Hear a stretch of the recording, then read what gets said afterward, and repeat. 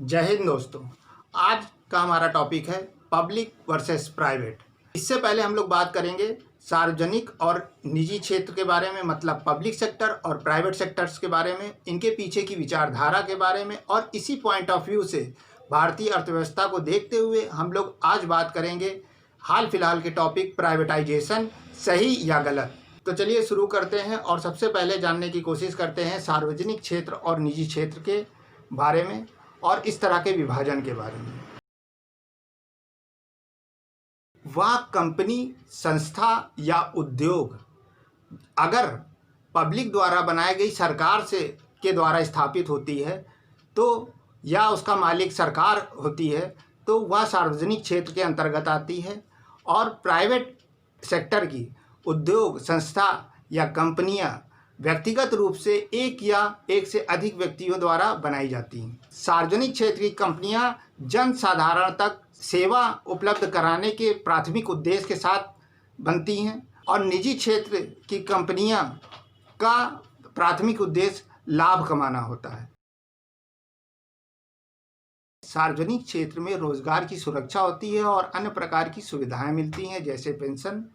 निजी क्षेत्र की कंपनियों में रोजगार सुरक्षित नहीं होता है। सार्वजनिक क्षेत्र में कार्य संस्कृति का स्तर कम होता है और वहीं निजी क्षेत्रों की कंपनियों में कार्य संस्कृति बेहतर होती है, क्योंकि यहाँ पर कंपटीशन की भावना होती है और रोजगार असुरक्षित होता है। इस तरह के विभाजन में दो प्रकार की आर्थिक विचारधारा काम करती है।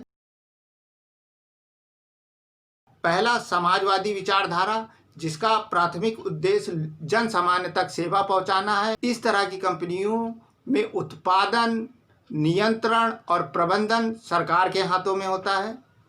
दूसरा, पूंजीवादी विचारधारा, जिसका उद्देश्य केवल लाभ कमाना होता है और बाजार के आधार पर उत्पादन होता है। नियंत्रण और प्रबंधन व्यक्तिगत हाथों में होता है। जब सरकार समाज के हित में किसी प्राइवेट कंपनी के आधे से अधिक अंश या पूरे अंशों को, मतलब शेयरों को खरीद लेती है, इस प्रक्रिया को नेशनलाइजेशन या राष्ट्रीयकरण कहते हैं। वहीं दूसरी ओर जब किसी सार्वजनिक कंपनी के अंशों को प्राइवेट पार्टीज के हाथों दे दिया जाता है और इस प्रक्रिया को प्राइवेटाइजेशन कहते हैं। तो चलिए अब निजीकरण और राष्ट्रीयकरण, मतलब प्राइवेटाइजेशन और नेशनलाइजेशन के आधार पर भारतीय अर्थव्यवस्था को देखते हैं। 1947 में जब भारत आज़ाद हुआ तो उसके समक्ष दो प्रकार की चुनौतियां थी। पहला, आर्थिक वृद्धि और दूसरा, बदहाली में जी रही भारतीय जनता। इस प्रकार भारत को अपने वर्तमान और भविष्य दोनों को बनाने की चुनौतियां थीं। ऐसा करने के लिए दोनों प्रकार की आर्थिक विचारधारा की आवश्यकता थी, मतलब समाजवादी और पूंजीवादी। तो भारत ने अपनी परिस्थितियों के अनुसार इन दोनों प्रकार की व्यवस्थाओं को मिला करके अपनाया और एक नई प्रकार की मिश्रित अर्थव्यवस्था का निर्माण किया, जिसे मिक्स्ड इकोनॉमी कहते हैं। शुरुआत में भारतीय अर्थव्यवस्था में समाजवादी तत्व की अधिकता देखी जाती है। बड़ी बड़ी कंपनियों का नेशनलाइजेशन हुआ। उदाहरण स्वरूप 1955 में इंपीरियल बैंक का नेशनलाइजेशन, मतलब राष्ट्रीयकरण करके उसका नया नाम SBI कर दिया गया।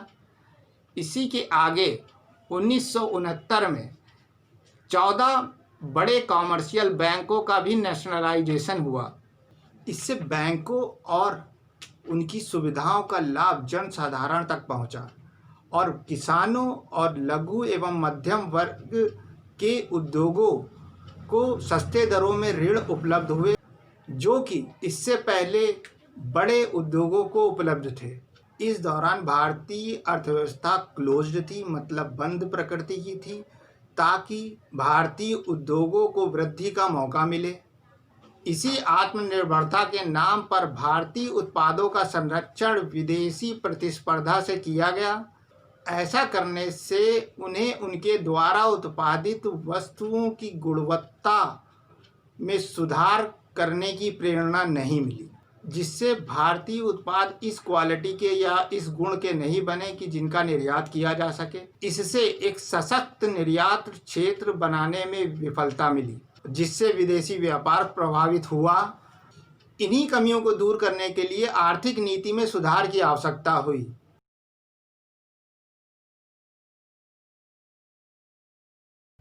और 1991 में एक नई आर्थिक नीति शुरू की गई, जिसे एलपीजी कहा जाता है, मतलब liberalisation, privatisation and globalisation. Hindi में उदारीकरण, निजीकरण, वैश्वीकरण। उदारीकरण से मतलब है कि जो सख्त रूल्स थे उनको पोलाइट किया जाए ताकि प्राइवेटाइजेशन हो सके और भारतीय उत्पाद को इस गुणवत्ता का बनाया जा सके कि वो विश्व स्तर में उनका निर्यात हो सके। ऐसा करने से भारत में विभिन्न तरह के रोजगार उत्पन्न हुए और भारतीय उपभोक्ताओं के समक्ष बहुत से विकल्प पैदा हुए। एक अच्छी अर्थव्यवस्था का सबसे बड़ा चिन्ह यही होता है कि वहाँ के उपभोक्ता के पास विकल्प हों। बहुसंख्य लोगों का जीवन स्तर में सुधार हुआ।